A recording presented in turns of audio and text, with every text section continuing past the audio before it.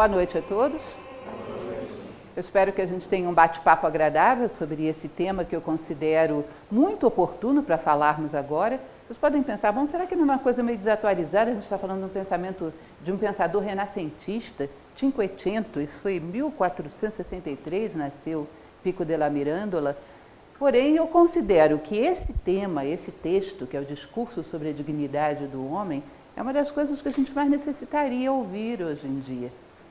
Nós vivemos um momento histórico onde uma das coisas que a gente faz é duvidar do próprio ser humano, duvidar até de nós mesmos.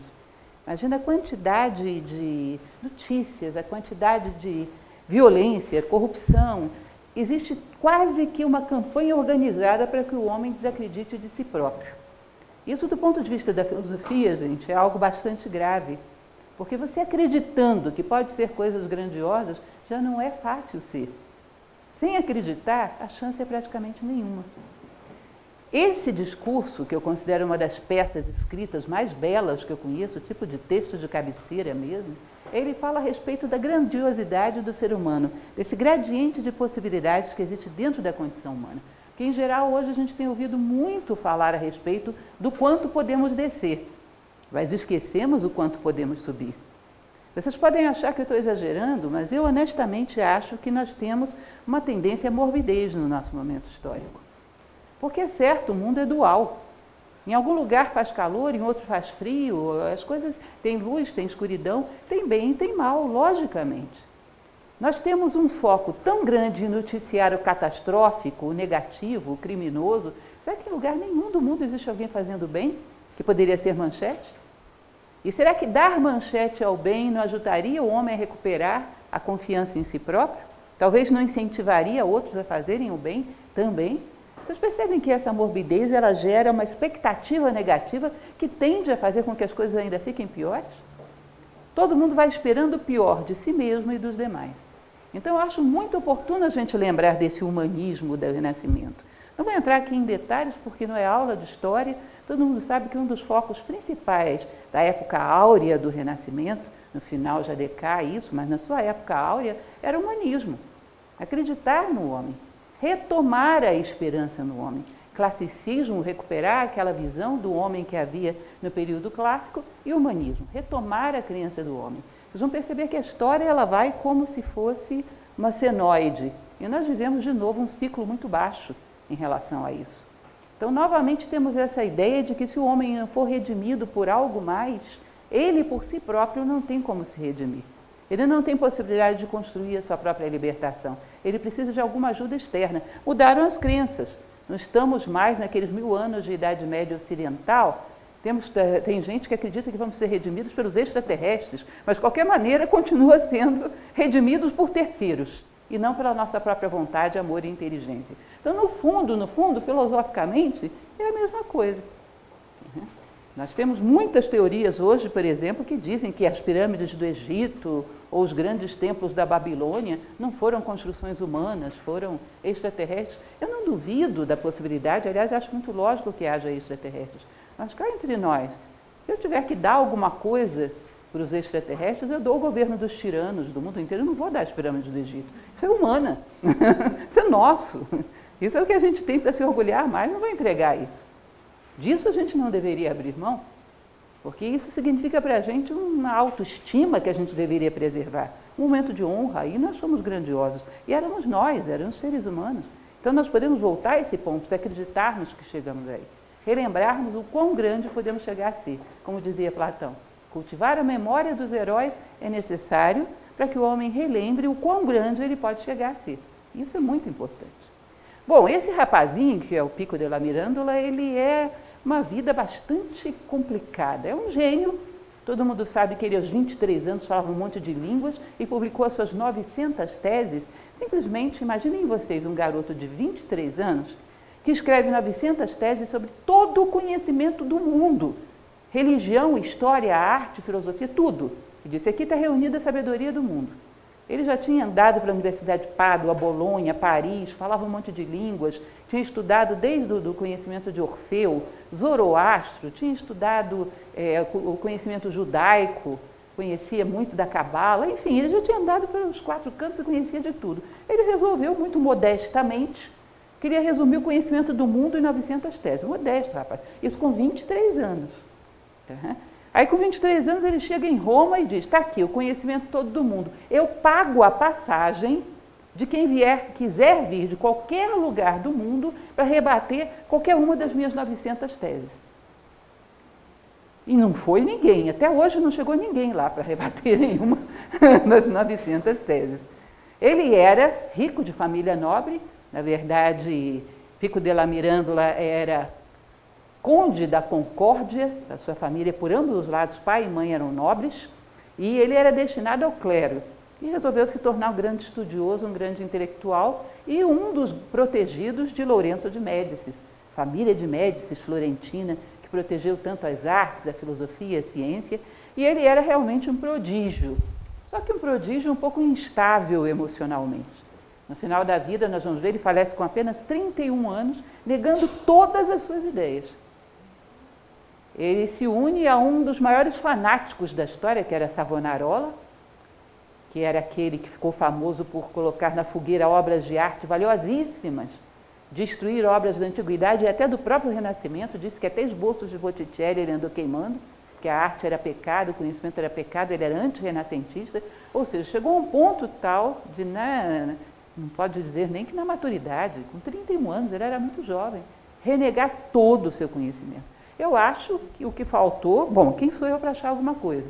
Mas me parece que Pico della Mirandola não tinha maturidade suficiente para saber a reação que o seu pensamento geraria. Acho que ele pensou que chegaria em Roma com as suas 900 teses e abafaria. Que todo mundo acharia uma maravilha alguém ter resumido o conhecimento do mundo para que não precisassem ler tanto. E que ele seria aclamado. Ele não imaginava que ele receberia uma oposição tão forte, por exemplo, da igreja. A igreja considera 13 das suas teses como heréticas. Ele passa algum tempo preso, quem o tira da prisão é Lourenço de Médicis. Ele não imaginava que a verdade tivesse contestação, inclusive porque ele não contestava o cristianismo.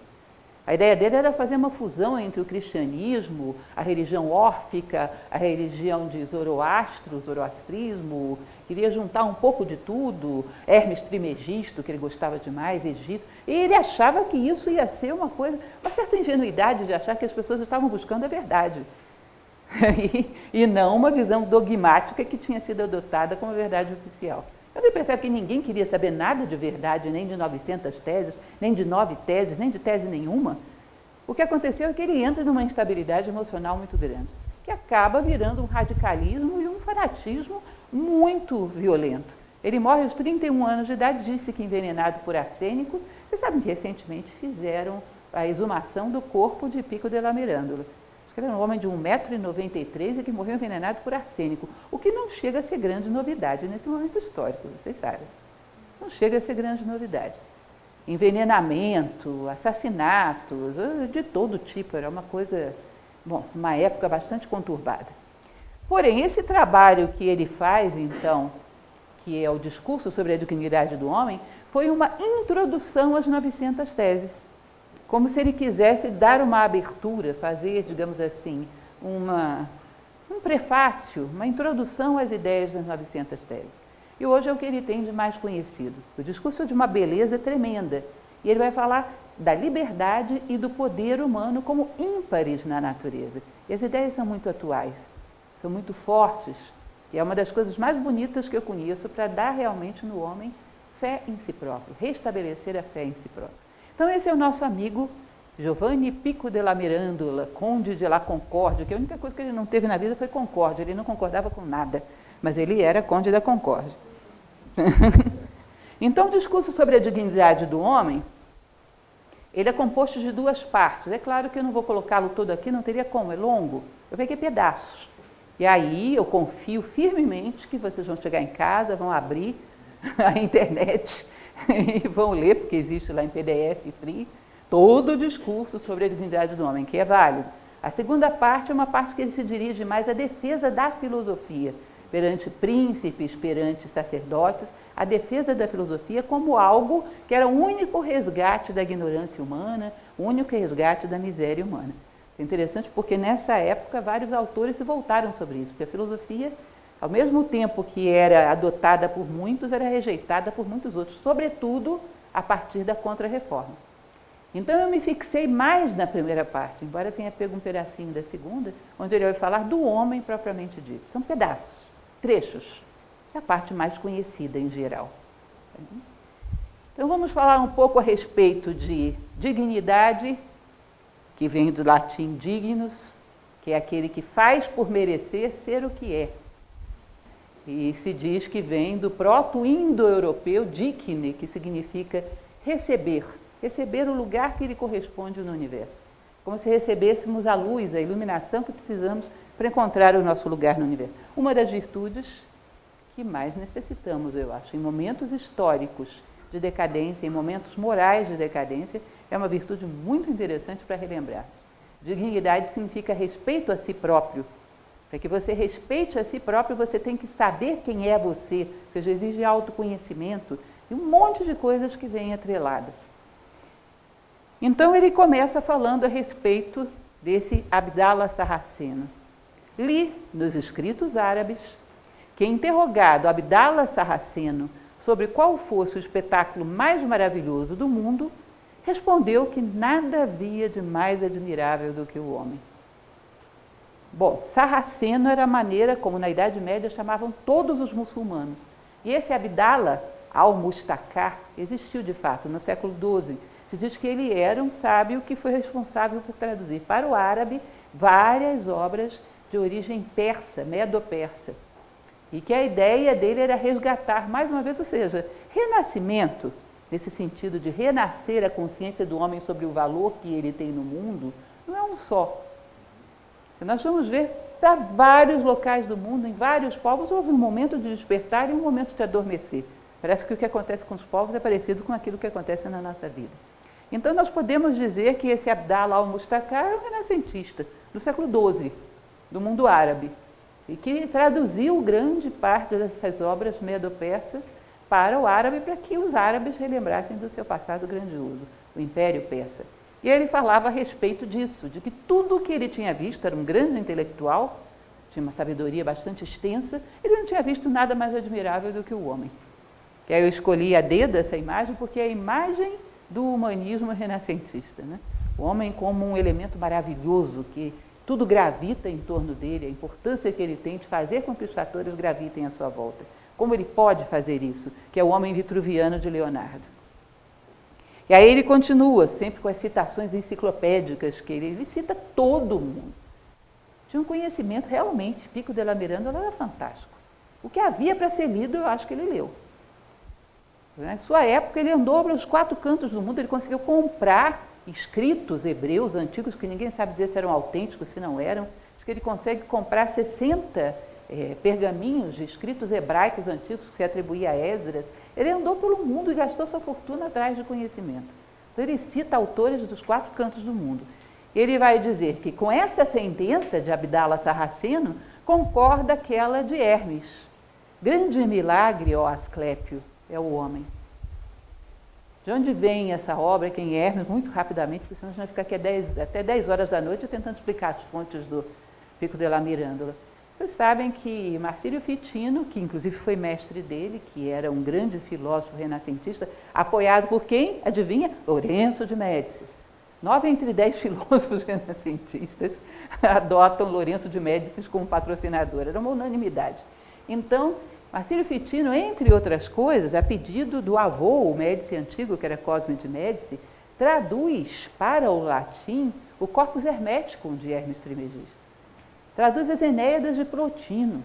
É um negócio assim, imaginem vocês, abrem um espaço numa Idade Média onde não se aceitava nada de conhecimento que não tivesse base na escolástica, na patrística cristã, e traz conhecimento de Orfeu, traz conhecimento de Zoroastro, traz conhecimento de Plotino, traz conhecimento de Egito, de todo canto. Foi um estouro, um brilho momentâneo, que depois foi abafado novamente. Tá? Então, Marcílio Ficino tinha traduzido esse Corpus Hermeticum. Era interessante, vocês imaginem, eles tinham uma academia, que era a Academia Platônica de Carédia, onde eles comemoravam todo dia 7 de novembro o aniversário de Platão.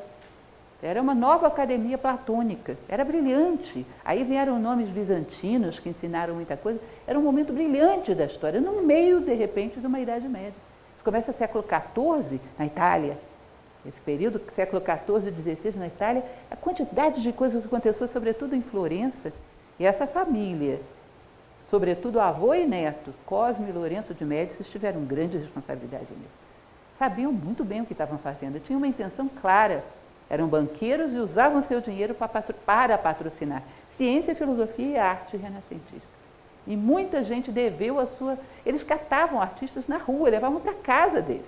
Era impressionante. Cosme pegava artistas caídos na rua, embriagados, sem perspectiva, e levava para dentro da casa dele e os patrocinava. Então, essa frase, grande milagre, ó Asclépio, é o homem, é uma frase que se atribui ao grande sábio egípcio Hermes Trismegisto, no mesmo sentido, né, da grandeza do homem. Eu concordei, continua ele, né, Pico, eu concordei. Realmente o homem é o vínculo de todas as criaturas, familiar aos anjos e soberano dos animais inferiores. Porque a agudeza dos sentidos, o poder da razão e a luz do intelecto lhe permite ser intérprete da natureza, intermédio entre o tempo e a eternidade. Que lindo, né? Intermédio entre o tempo e a eternidade. Vou contar uma pequena historinha para vocês, que aqueles que já são meus alunos, aliás, eu tenho brincado que eu vou fazer uma lista dos 10 mais top dos meus exemplos, que os meus alunos, que agora eu só vou citar números. Número 3, todo mundo só sabe, já sei, esse é comigo. Esse é um dos tops dos meus exemplos. Uma história que eu li há muitos anos atrás e achei muito curiosa. Na década de 60, um psicólogo chamado Roger Fultz, ele fez uma experiência, não é só ele, vários fizeram nessa época, onde eles perceberam que certos animais, do tipo antropóides, orangotango, chimpanzé, gorila, tinham uma capacidade de comunicação no bando, através de ruídos, através de sons, e que com isso constituía uma espécie de cultura, que eles inclusive passavam para os filhotes. E aí esse Fultz resolveu fazer uma experiência radical, levou uma filhote de chimpanzé para dentro de casa e criou dentro de casa, ele e a esposa, na presença dela, da macaquinha, se comunicando com código de surdo-mudo, código ALS norte-americano. Essa macaca, o Washoe, se tiver curiosidade, tem até foto, já morreu há muito tempo, mas tem até foto dela na internet, ela chegou a dominar 150 sinais desse código de surdo-mudo. Ela falava coisas do tipo, através de código, né? E, aliás, quando ela teve um filhote, ela ensinou vários para o filhote. Ela falava coisas do tipo, Washoe comida, Washoe rua, Washoe passear, Washoe dormir, Washoe carinho. Aí você para pensar, bom, bem reduzido o vocabulário da Washoe, né? As coisas que ela falava bem básicas. Mas se a gente fizer uma pesquisa hoje na humanidade, perguntar para as pessoas o que elas mais gostariam de ter, eu sempre uso um recurso nas minhas aulas que é interessante. Você tirou na Mega Sena sozinho, o que você gostaria de fazer? Ah, vou viajar, Washoe passeio. Vou aos restaurantes mais caros, Washoe comida. Vou namorar a Gisele Bündchen, Washoe carinho. Vocês percebem que não sairia muito disso? Ah, não, mas um ser humano diria, eu quero ir, eu gostaria de ir a um restaurante e tal. Eu fui um macaco com maior riqueza sintática, não é isso? Só isso, um vocabulário mais requintado, mas no fundo está falando das mesmas coisas. Você nem imagina o Washoe chegando um dia, Roger Fultz chega para tratar da macaquinha e ela pensativa, Washoe pensadora. E ele fala, o que foi, Washoe? Ah, Washoe justiça. Washoe fraternidade universal. Washoe de onde viemos para onde vamos. Não falaria, gente. Mataria o Fultz do coração, porque não sei nem se ele estava pensando nisso, que dirá ela. Você percebe que aí tem um limiar que quem passa é ser humano?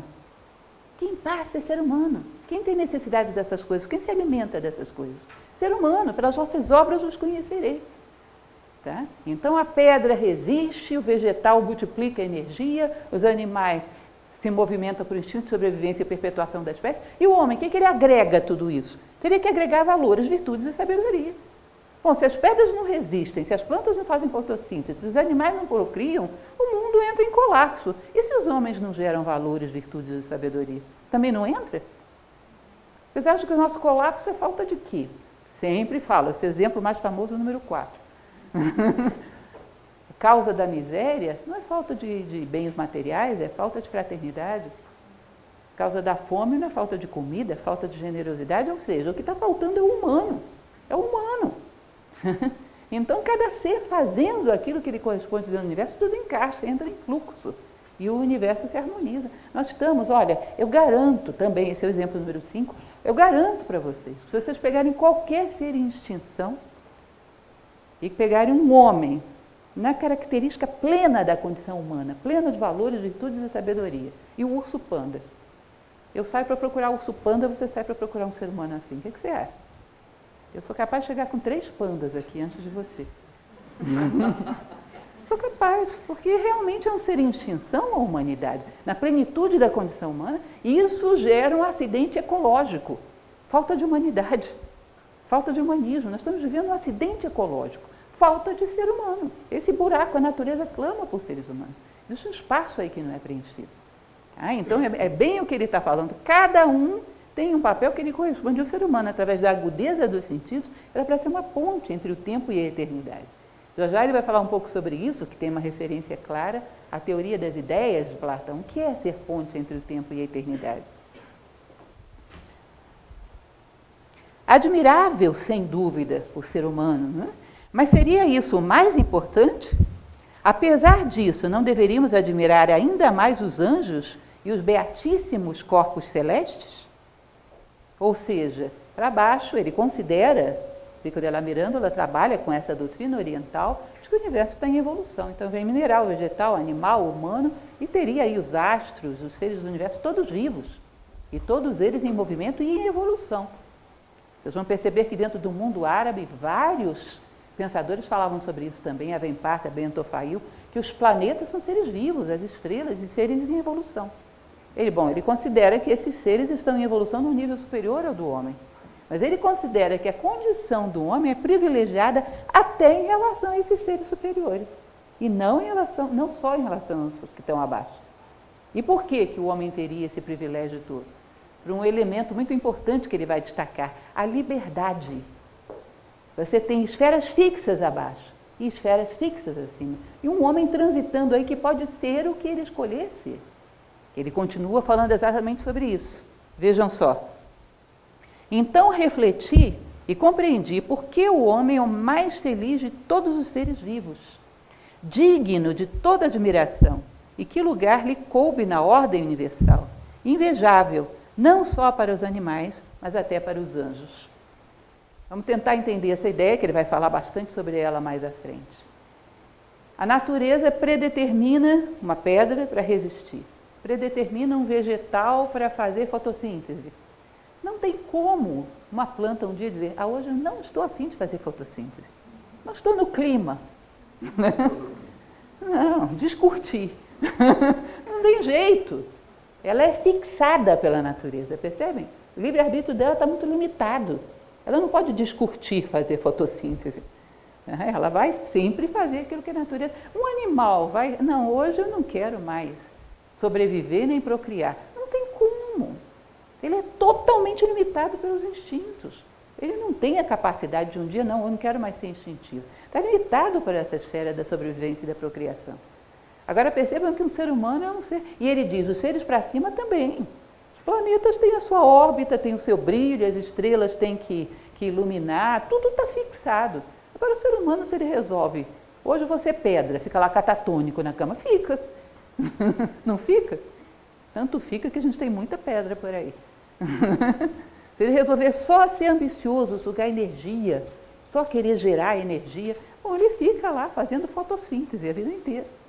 Se ele quiser ser instintivo, aí a gente não precisa nem exemplificar, né? Porque fica mesmo, vida inteira querendo só sobreviver e procriar com as condições mais confortáveis e prazerosas possíveis. E se ele quiser ir para cima, será que também dá? Aí é o grande argumento dele. Ele diz que para cima dá tão aberto quanto para baixo. Se quiser se comportar de maneira pura como um anjo, pode. Se quiser se comportar da maneira luminosa de uma estrela, pode. Ele tem uma gama de possibilidades que é enorme, enorme. Tá? E isso, ele vai dizer, é a grande beleza da condição humana. É uma joia, não tem mais ninguém assim. O nível de liberdade, o espectro de possibilidades dele é enorme.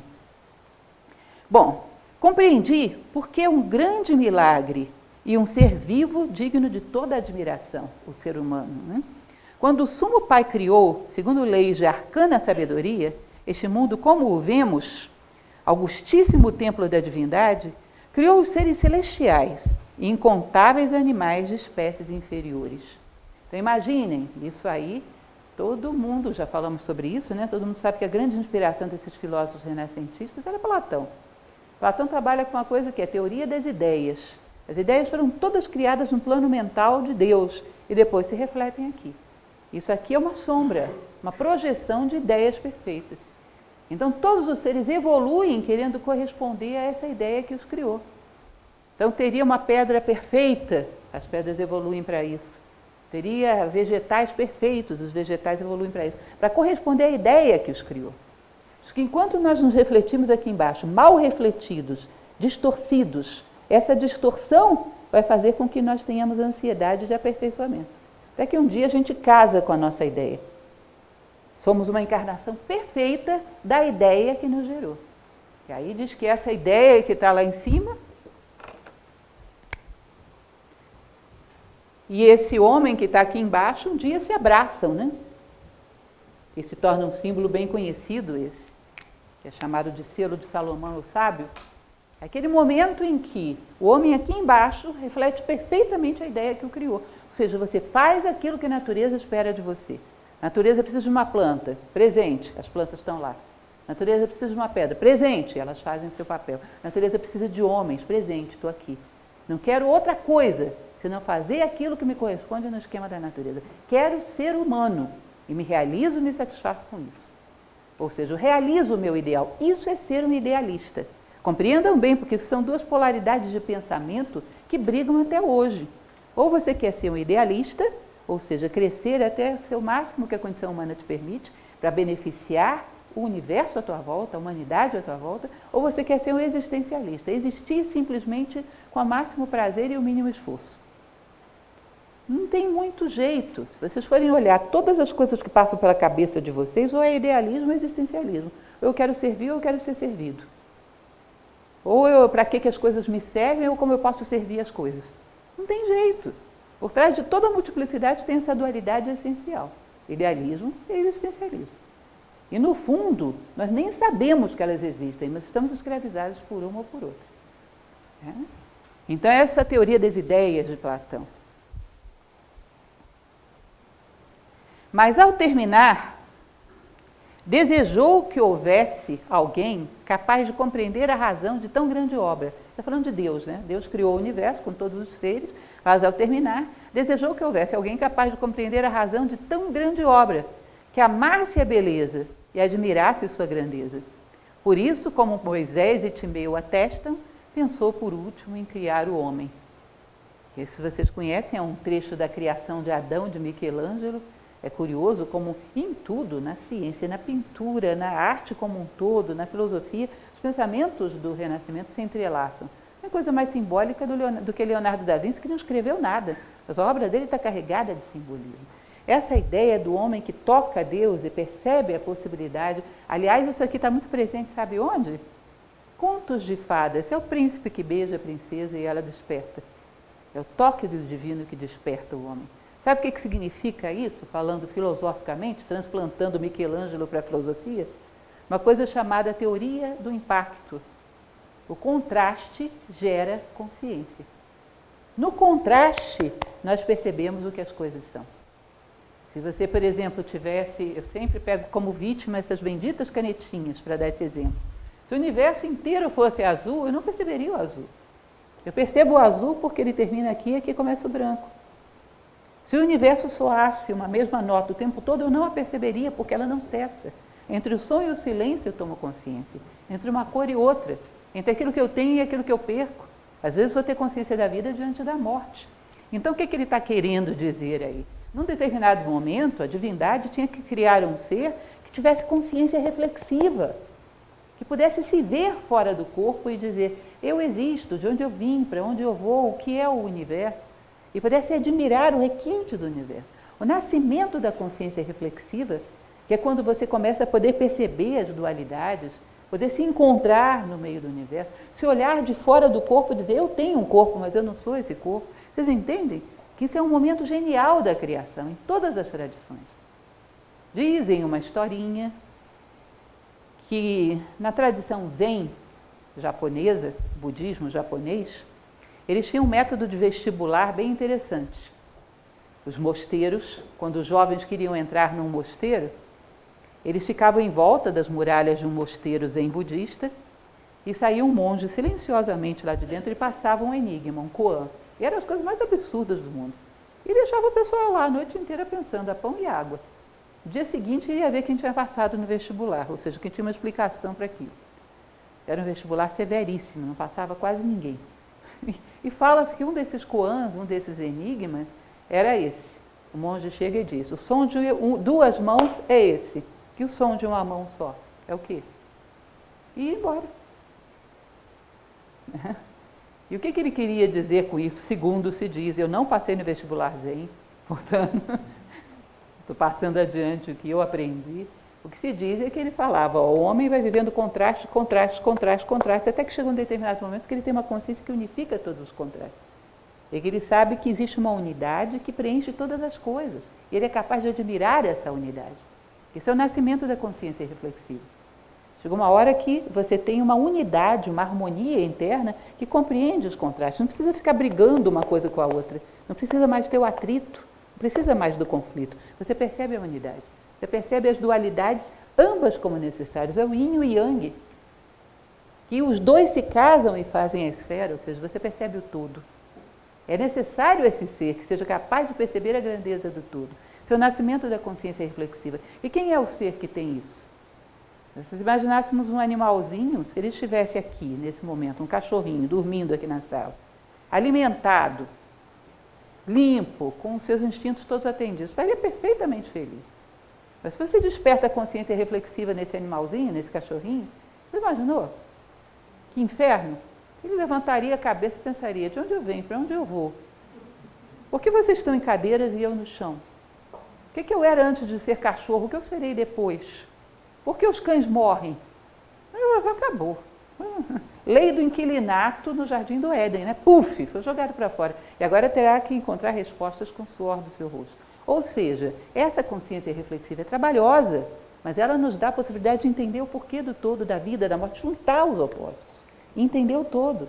Porquê do dia, da noite, da vida, da morte, do macio, do resistente, do luminoso, do escuro, do agradável, do doloroso, tudo como igualmente necessário.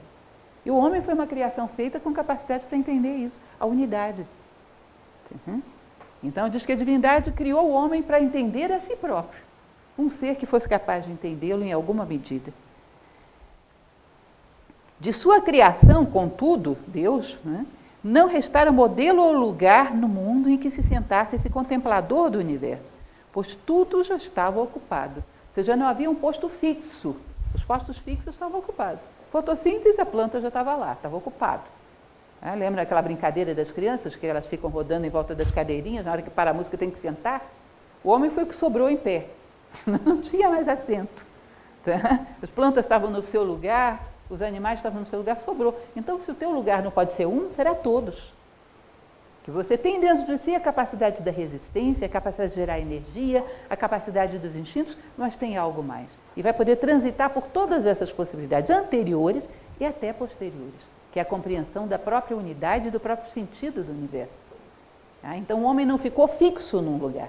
Ele recebeu todos os lugares e a possibilidade de transitar por eles. Isso é uma coisa complicadíssima, chamada livre-arbítrio. Você nunca ficou com raiva do livre-arbítrio?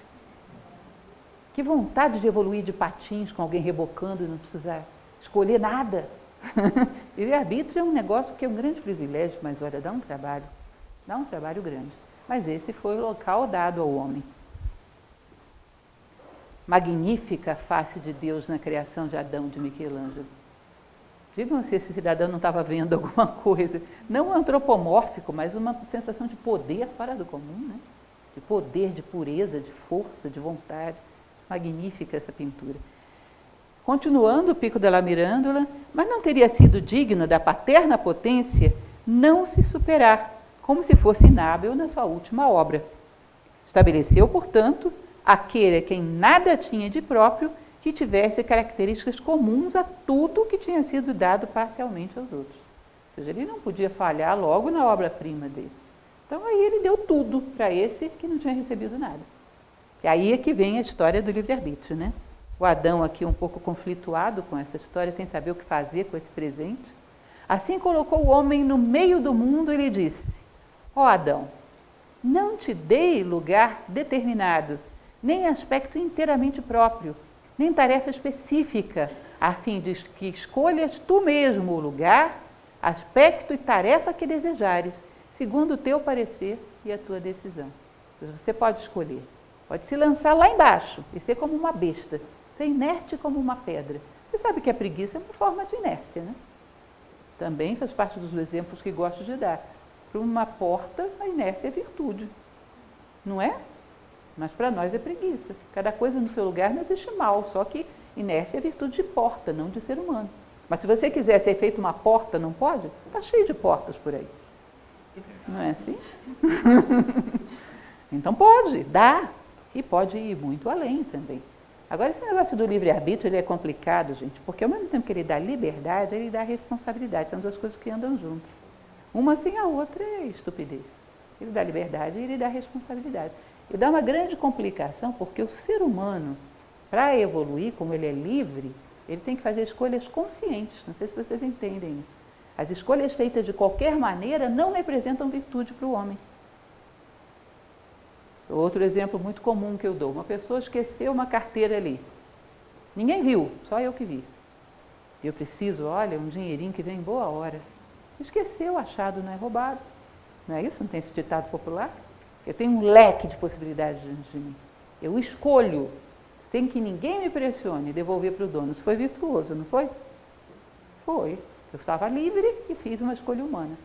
Agora alguém viu, sempre tem alguém vendo. Tem um paparazzi, tem um cineasta amador, sempre tem alguém vendo tudo. Alguém viu essa carteira e viu que eu peguei e diz: olha, se você não entregar para o dono, eu vou te entregar, vou te denunciar. Aí ficou com medo e entrega a carteira para o dono. Isso foi virtuoso? Não, eu fui coagida. Ou seja, a liberdade humana ela implica numa responsabilidade de evoluir conscientemente, sem coação, tendo todas as possibilidades do mundo, escolher a melhor. E só aí tem valor. Você não acha isso fantástico? A consciência é a pedra de toque da evolução humana. Você faz as coisas conscientemente pelo que você é, sem segundas intenções, sem manipulações, e isso é um degrau a mais na escada. Coerção não evolui. E aí a gente teria que fazer uma discussão enorme, que eu não vou fazer agora, sobre o que a gente considera como ética nos dias atuais, que tudo é coerção. Não faço porque senão vou ser multado, vou ser preso, vou ser condenado, vou para o ostracismo, ninguém vai gostar de mim. Roberto Carlos, né? Será que tudo que eu gosto é ilegal, é imoral ou engorda? Ou seja, existe uma coação. Escolher as coisas pelo que somos, isso seria o exercício legítimo da liberdade humana. Né? Continuando mais uma vez o nosso amigo Adão, bem perplexo, a natureza bem definida dos outros seres é refreada por leis por nós prescritas. Isso Deus falando. Né? Tu, pelo contrário, não constrangido por nenhuma limitação, determiná-las-ás para ti segundo o teu arbítrio, ao qual te entreguei. Ou seja, você não está circunscrito a limitações que te impeçam de subir ou descer na direção que você quiser. Confúcio ele costumava dizer: o homem é o intérprete dos decretos do céu, que se tornam leis da terra quando o homem é pontífice, quando ele exerce a sua vontade e liberdade querendo ser humano. Ele traz os decretos do céu, ou seja, as leis universais, e transforma em leis da terra. Ele faz essa ponte, ele tem essa capacidade. E se ele não fizer, quem fará? Os decretos do céu não serão leis da terra. E as leis da terra virão de onde? O que serão as leis da terra? Você percebe que vira um jogo de interesse? Quem vai fazer as leis da terra? Se alguém não tem a cabeça no céu e os pés na terra para fazer essa ponte, de onde virão as leis da terra? Convenções atendendo a interesses. Se o homem não cumpre o seu papel, as leis da terra não correspondem aos decretos do céu. Daí que vem um outro filósofo chamado Immanuel Kant, que falava de vontade e liberdade. Vontade e liberdade como duas virtudes que constroem um mundo humano. O homem exercer a sua liberdade e a sua vontade, ocupando esse papel, que só ele pode fazer. Se ele não fizer, as leis da Terra vão ser aleatórias, vão ser fortuitas, vão atender interesses. E não tem jeito. Vamos mudar os políticos, vamos mudar isso, vamos mudar aquilo. Aumenta a estatura do homem, senão não vai dar. Você vai mudar simplesmente o colorido das leis da Terra, mas nunca vão corresponder aos decretos do céu, não vai entrar em harmonia com o universo. Isso dizia o Pico della Mirandola. Mais uma vez, como eu sempre repito, se vocês não gostarem da ideia, www.renascimento, ele dizia isso, não adianta. Coloquei-te no meio do mundo, para que daí possas olhar melhor tudo o que há no mundo. Não te fiz celestial nem terreno, mortal ou imortal, a fim de que tu, dono de ti próprio, possas escolher tuas características. Poderás degenerar ao nível dos animais inferiores ou ascender aos seres celestiais e divinos por tua própria decisão. Ou seja, você pode ir lá embaixo, no nível das bestas, mas também pode subir demais. Aí eu retomo para vocês aquilo que eu falava no início. Como a gente precisava parar de vez em quando e lembrar o quanto a humanidade já subiu, e não só ficar falando de quanto a humanidade já desceu. Nós fazemos toda uma análise combinatória de crimes hediondos, corrupções horrorosas, e faz um leque de opções, mas não lembra que nós já fomos capazes de ter um Mozart, um Leonardo da Vinci, ou um Mandela, ou uma Madre Teresa de Calcutá. Lembrar da vida desses homens. Lembrar o quão grande o homem já chegou a ser. Lembrar que ele é capaz disso.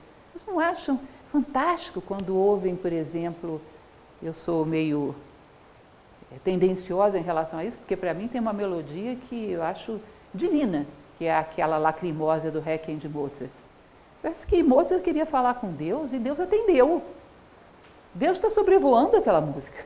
Como é que o ser humano faz uma coisa daquela? Não dá para acreditar. Como é que o ser humano faz uma coisa dessas?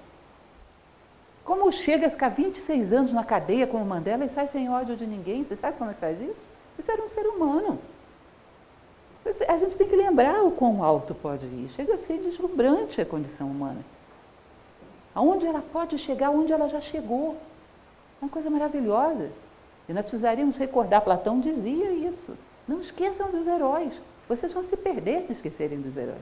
Seu teto de possibilidades não pode ficar baixo. Senão todo mundo fica nanico, anão, batendo com a cabeça no teto. Tem que lembrar os grandes homens que a história já teve. Grandiosos, para devolver a fé no homem. E é o que ele está falando. Não podemos só descer, podemos subir muito. E desconhecemos essas possibilidades. Que podemos descer, sabemos, está no jornal do dia. Mas que podemos subir? E quão alto podemos chegar? Isso é fantástico de lembrar. Ó suma liberalidade do Deus Pai, ó admirável felicidade do homem, só a ele é concedido ser aquilo que quer ser. Os animais, ao nascerem, trazem consigo do ventre materno tudo o que depois serão. Coitado do Pico della Mirandola, ele não sabe que hoje o ser humano é a mesma coisa, está no ventre materno, a história dele já está escrita. Só cumpre um script, o software vida que a sociedade já escreveu. É o homem relógio, a vida dele está toda escrita. Não nasceu e já está com a máscara dourada do berço. Mas isso não é o que a condição humana prevê. Seja um animal, já se sabe, bom, ele vai ser mais ou menos feroz, mais ou menos domesticado, mas ele vai ser instintivo e vai cumprir com a programação instintiva da natureza. O homem é um mistério. O homem é sempre um mistério. Os seres celestiais sempre foram o que serão eternamente. Ou seja, as estrelas são estrelas, os anjos, para quem acredita, são anjos. Ele era da tradição cristã e acreditava nisso. Ao homem nascente, o Pai conferiu sementes de toda espécie, e segundo a maneira de cada um ao cultivá-las, nele crescerão e darão os seus frutos. Poderá ser passivo como uma planta, ou violento como uma besta. Essa história das sementes é interessante porque lembra mais uma vez Platão. Platão fala para você imaginar que dentro do ser humano existe um animal amarrado com um homem, bem amarradinhos os dois, não solta. Animal que é ir na direção dos interesses do animal, homem que é ir na direção dos interesses do homem, só que eles são amarrados. Só podem andar juntos. Um vai ter que arrastar o outro. Quem vai arrastar quem? Aquele que estiver mais forte. Quem vai estar mais forte é aquele que você mais alimenta. Ou seja, as sementes que você mais cultiva. Ou seja, se você cultiva o humano dentro de você, isso vai ter força e vai dar a direção da tua vida. Nós cultivamos o humano em nós? Ou isso não é relevante? Ou nem sabemos muito bem o que é o humano? Essa curiosidade que o Renascimento tinha de descobrir o que é o humano. Voltar ao conhece-te a ti mesmo, como dizia Píndaro, ser quem és, sabendo. A gente tinha que ter isso de novo, tinha que ter renascimento de novo. A gente tinha que voltar a ficar curioso sobre a condição humana. Descobrir o que a natureza nos reservou, essa caixinha de possibilidades que somos nós mesmos. Abrir e olhar lá dentro. Ver o que a natureza nos reservou de possibilidades. Se usar de raciocínio, elevar-se-á a animal celeste. Mas se usar do intelecto, poderá se elevar à categoria de anjo e filho de Deus. E se ainda assim continuar descontente, poderá recolher-se, tornando-se espírito uno com Deus, aquele que está acima de todas as coisas. Gente, é impressionante. Ele fala, bom, pode subir, pode ir a anjo, pode ir a estrela. Se você não quiser nada disso, quiser superar toda a multiplicidade, chegar à unidade, pode se tornar uno com Deus. Aquele outro exemplo típico que eu sempre dou, que nem é meu, do professor Jorge Ângelo Livraga, que fundou Nova Acrópole, que ele fala que você imagina que você esteja numa praia e você passa o dedo na areia e faz um suco. Passa o dedo na areia e faz outro suco. Aí você diz, tem 2 sucos. Você pode chegar e olhar e ver. Um suco é areia, outro suco é areia, o intervalo entre eles é areia, toda areia momentaneamente diferenciada. Toda a multiplicidade são aspectos de Deus, são rostos de Deus, inclusive eu mesmo. Pode ver a Deus em todas as coisas e superar a multiplicidade. Diz, o homem pode chegar a ser uno com Deus. Isso é muito. Isso é muito. E essa possibilidade existe. Vocês imaginem um espectro de possibilidades. Pico della Mirandola ele dizia o seguinte, você quando olha o reino mineral, você vai ter desde uma pedra bruta até um diamante. É muita variedade. Quando você olha o reino vegetal, você vai ter desde uma gramínea até uma grande árvore, muita variedade.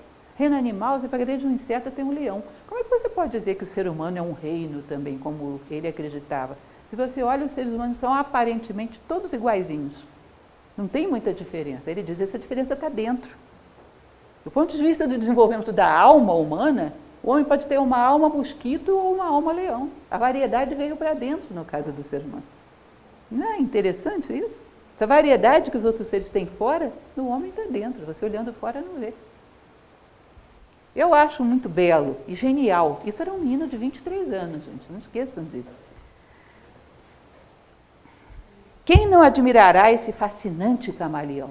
O homem. Quem não admirará esse fascinante camaleão?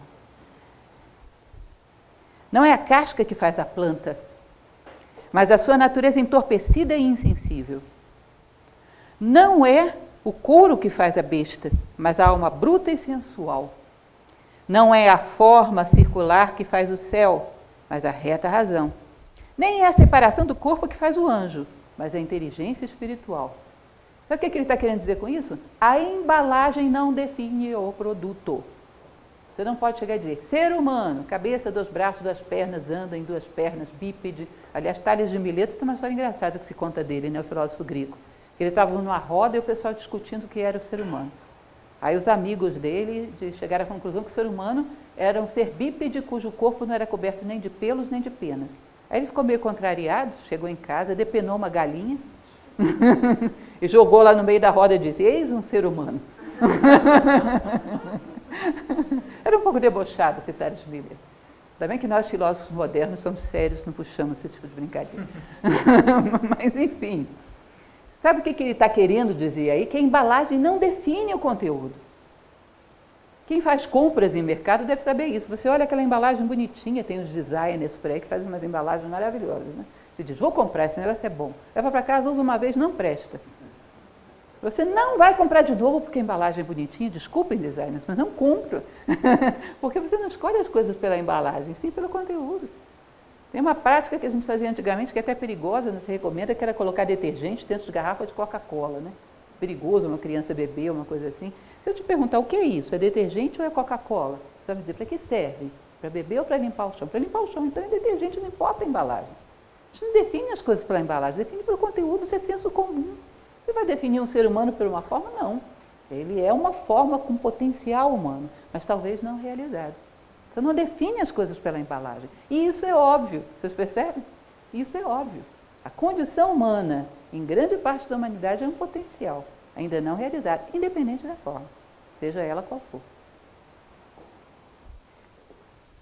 pelas vossas obras vos conhecerei, não pelas vossas embalagens vos conhecerei, queridos designers.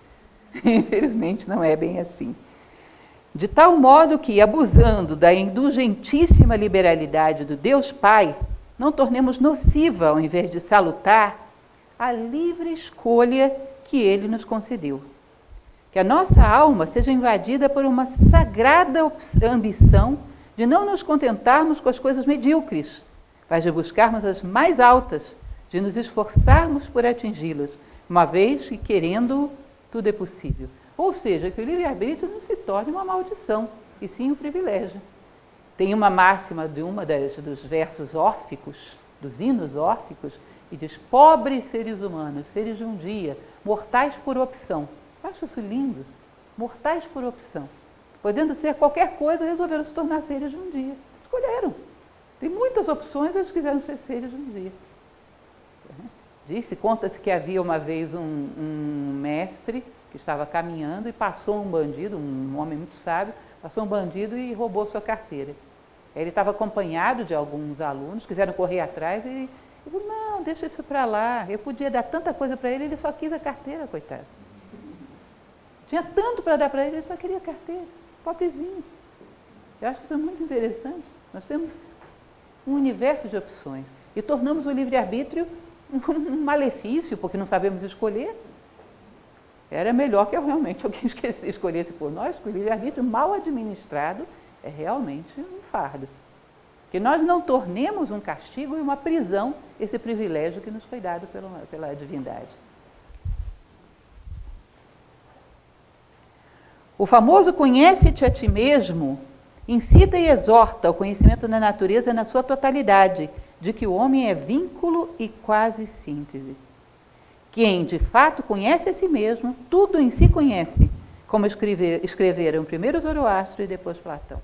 Platão falava sobre isso, que o homem é uma síntese da natureza. Ele tem dentro de si as possibilidades de tudo que vem antes. E, segundo Pico della Mirandola, de tudo que vem depois também. Conhece-te a ti mesmo faz com que o homem se torne essa ponte, essa síntese que organiza tudo, harmoniza tudo no universo. Conhece-te a si mesmo, sei quem és sabendo. O homem é um microcosmo dentro do macrocosmo. Dentro dele existe o segredo da compreensão do todo.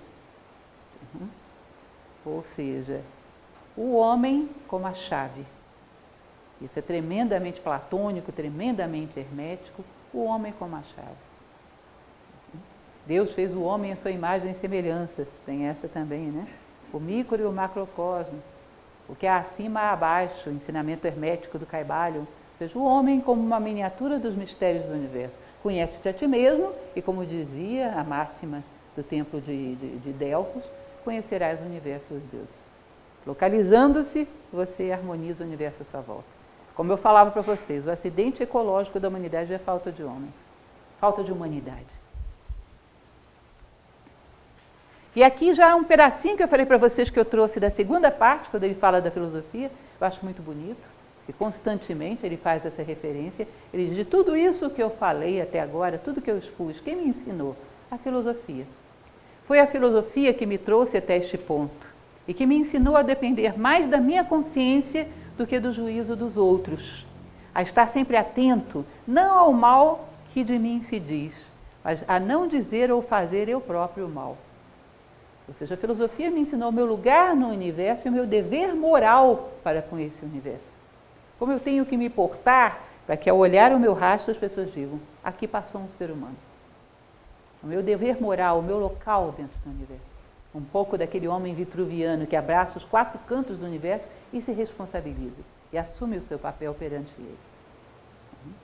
E, por fim, um pedaço que eu trouxe para vocês, que eu achei muito bonito, que não é do discurso sobre a dignidade do homem, é de uma outra obra do próprio Pico della Mirandola, que é um discurso que ele faz contra a adivinhação astrológica. Ele tinha uma certa implicância com isso, que ele dizia, repetindo as máximas egípcias antigas, que sobre os animais, sobre a natureza, os astros determinam.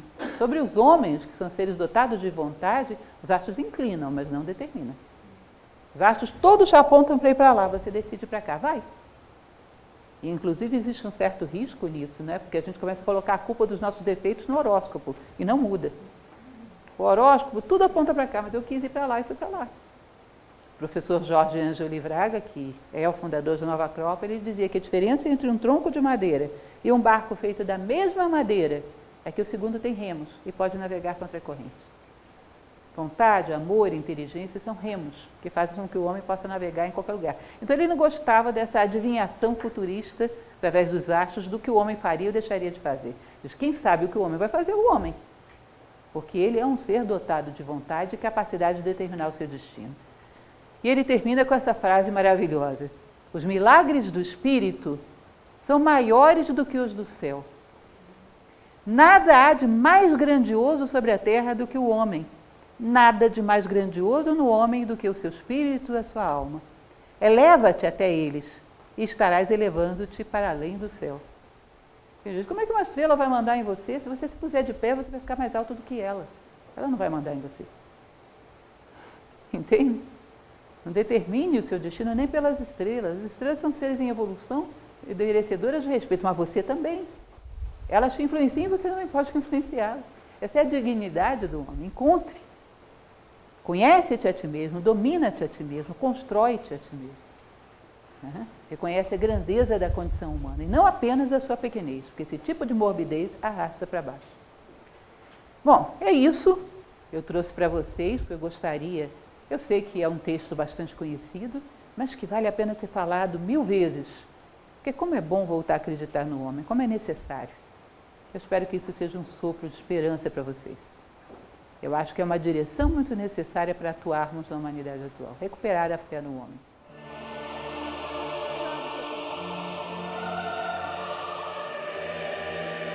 Ele considera tudo como digno de respeito. Respeito vem de respicere, saber ver. É a velha máxima de ver a Deus em todas as coisas. Em todas as coisas existe uma chama divina. Maior ou menor grau de consciência, daquela consciência reflexiva. Porque o homem, ele não é, digamos assim, mais capacitado para ajudar os animais do que os animais ao homem, porque ele seja superior, mas porque a chama da consciência despertou mais e aumentou a responsabilidade. E o conhecimento gera responsabilidade. Agora, ver a Deus em todas as coisas. Todos os elementos têm dentro de si uma chama do divino. Diz que o universo é inteiramente qualificado. A diferença, eu falava um pouco sobre isso, inclusive na palestra que dei na semana passada aqui, a diferença entre um ser e outro é da quantidade de luz que ele jogou sobre aquilo que ele é, e não que ele seja mais ou menos. É o quanto ele viu de si próprio. Isso é um processo natural que encadeia todos os seres, todos providos de dignidade.